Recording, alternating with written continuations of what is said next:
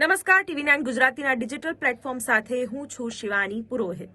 22 જાન્યુઆરી પ્રાણ પ્રતિષ્ઠા મહોત્સવ રામ મંદિરમાં ભવ્ય આયોજન, પણ તેની વચ્ચે કોંગ્રેસ તરફથી એક મોટું નિવેદન સામે આવ્યું છે। કોંગ્રેસના એક પણ નેતા કે જેને આમંત્રિત કરવામાં આવ્યા છે 22 જાન્યુઆરીએ આ મહોત્સવમાં ભાગ લેવા માટે, એ એક પણ નેતા ત્યાં હાજર નહીં રહે।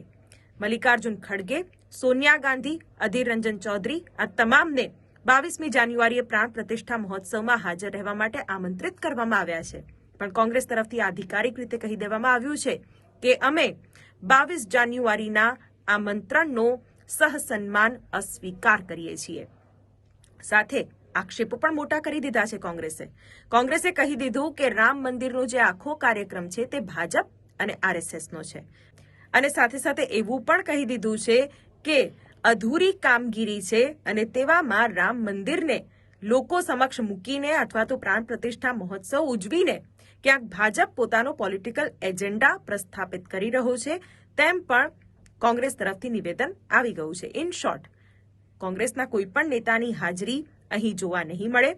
ઘણા બધા વિપક્ષના નેતાઓને 22 જાન્યુઆરીએ હાજર રહેવા માટે આમંત્રિત કરવામાં આવ્યા છે, પરંતુ કોંગ્રેસ તરફથી તો હવે ઓફિશિયલી કહી દેવાયું છે કે અમારા કોઈ નેતા રામ મંદિર પ્રાણ પ્રતિષ્ઠા મહોત્સવમાં હાજર નહીં રહે।